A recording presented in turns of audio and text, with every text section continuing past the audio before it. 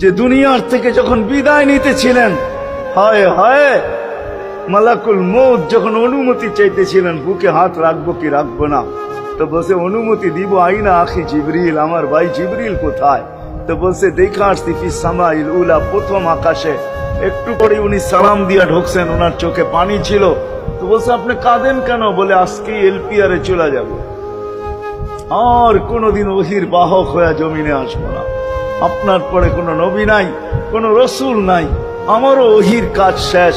ওহির সুবাদে কখনো কখনো নৈকট্যময় জায়গায় চলে যেতাম, আজ থেকে আর যাওয়া হবে না। আমার চোখে পানি। দীর্ঘ ১.৫ লক্ষ নবী, ৩১৩ জন রসুলের কাছে আমি নিয়ে আসছি।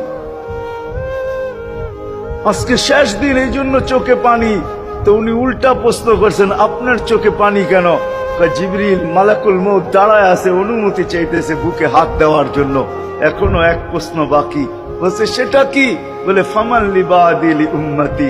অথচ ৯ ঘরে চুলা জ্বালানোর মতো তেল ছিল।